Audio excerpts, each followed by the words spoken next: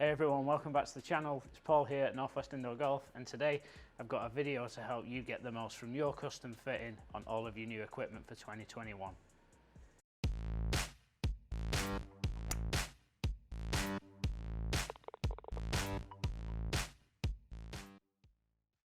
It's that time of year again where all the manufacturers are launching all the new products, so new drivers, new irons, and it's also the time where people are looking at upgrading their equipment if you've had it for a few years. So today's video is all about helping you understand how to get the best fitting experience possible and make sure you get clubs that are definitely going to be better for your game.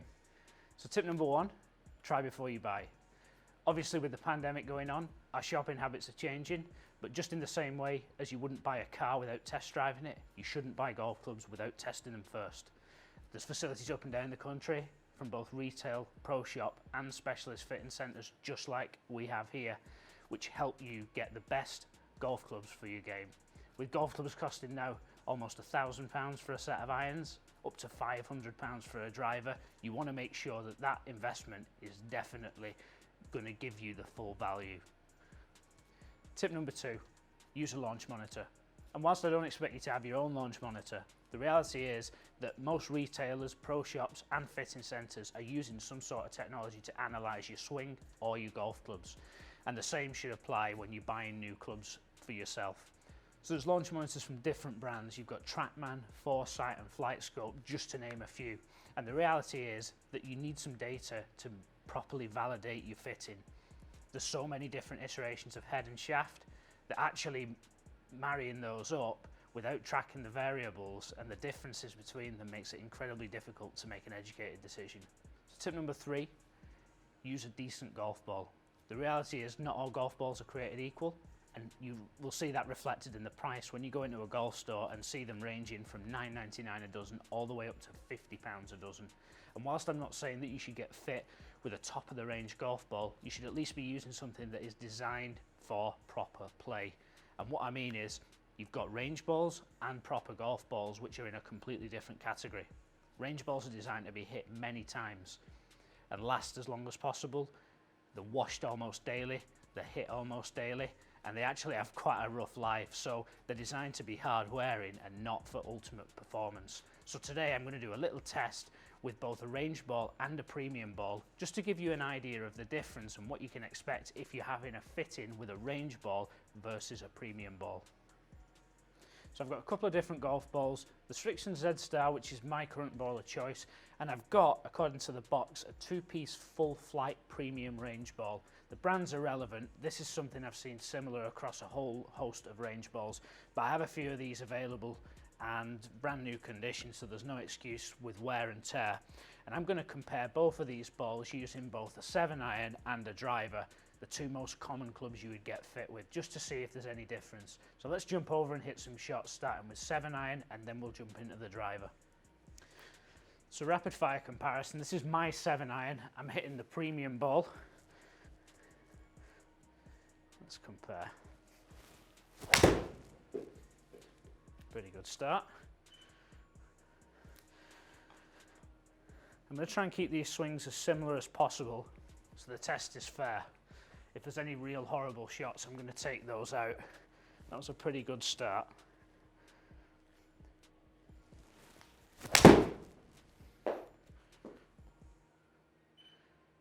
Little left, the strike was nice. Let's have three good ones.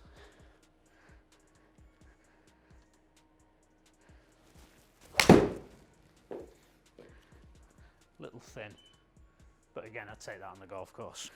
Alright, fast forward to the range ball, brand new condition, two-piece full flight range ball according to the packaging.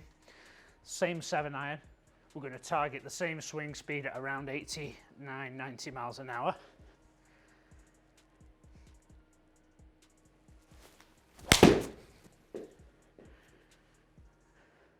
Right, the club head speed's there, little on the toe, the strike.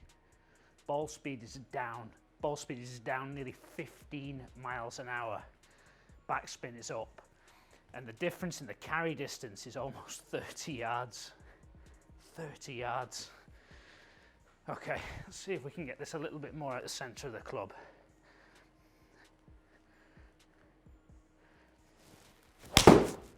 can't hit it any better than that. Faster swing, 91 miles an hour, 116.7 ball speed. We picked up another 9 yards of carry. The other thing which you'll see at the end is just how different the spin is as well. The spins come up almost 1500 RPM. If you look at the difference between 1500 RPM at the same ball speed, that's absurd. Murdered that again. Same 90 miles an hour clubhead speed.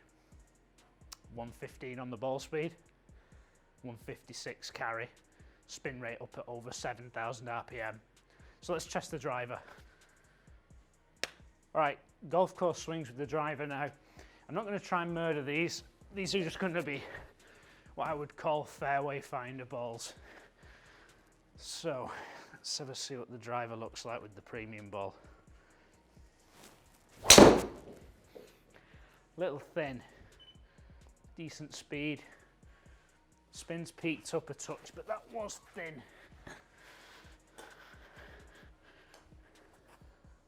Let's see if we can get the strike a little bit more centered. One thing that I definitely do value is the consistency of a real golf ball, and real premium golf ball at that.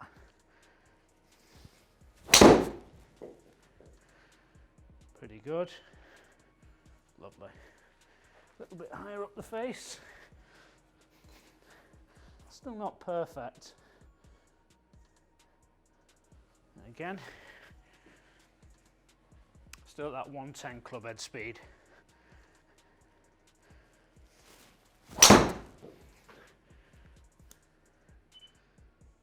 Same speed, comparable on the spin.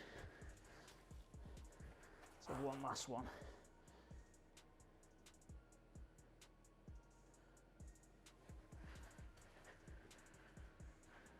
Efficiency's been great on all these, in the region of that 1.49, 1.50 smash factor. I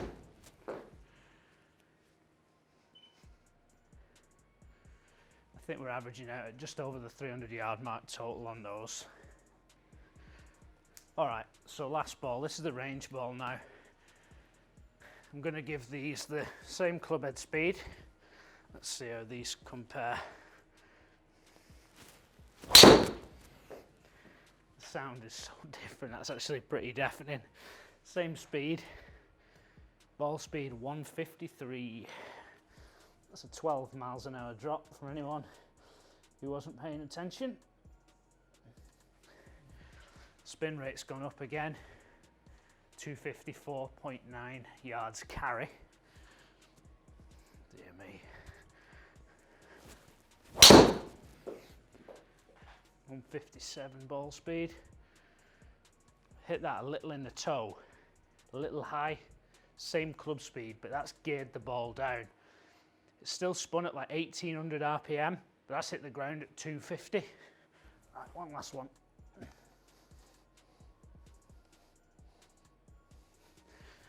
I'm going to give this a little bit more speed, see if we can get that ball speed up. That felt tons faster. So that was like A1 strike, top of the face, a little towards the toe, perfect for reducing the spin. It's achieved 1785 RPM backspin, but without the ball speed, it's just falling out the air. So while that has got to the 299 total, it's just not there in the air in the carry. Interesting, let's compare. Okay, so this paints a pretty clear picture. We've got the yellow circle, and that's going to be the 7-iron with the range ball. White circle is 7-iron with the premium ball. The blue circle is the range ball with the driver, and the pink circle is the premium ball with the driver. And you can see, even just in the carry distances, we're talking upwards of 20 yards in both instances. Let's take a look at them on a data level and see what else we can see in there. So, color code as we had in the overview, and we've got 7-iron swinging at 89.2 and 90.2 miles an hour in favour of the range ball. Ball speeds, however, 126 miles per hour average with the premium ball, 114 with the range ball, and I can't stress enough the strikes here are comparable, so this is purely golf ball performance. Same story with the driver. We've got 109.9 with the range ball clubhead speed and 110.3 with the premium ball. So input is exactly the same. Output, however, is the same story. Driver, 164.5 miles an hour ball speed with the premium ball, 156.1 with the range ball. And what we can take from this is, regardless of the spin, a range ball is definitely going to affect how you go through the fitting process. If you're using a ball that's 8 to 10 miles an hour slower in this instance, the fitting changes dramatically. If the spin rates are higher with the range balls, which is what we're seeing in both instances, the same thing applies. You can't have an effective shaft fitting or an effective club fitting using a ball that isn't going to provide data that's actually valuable and valid when you are comparing it to what you would see on a golf course. It would be my recommendation that you go somewhere that allows you to use a premium golf ball, whether that be outdoors or indoors, and then you can get real clear-cut data and make a really definitive decision on how to pick your new clubs going into 2021. Make sure you get yourself subscribed. We've got loads more coming. We've got some product reviews dropping over the next few days as well. So make sure you hit the bell icon so you don't miss any of that, and we'll see you in the next one.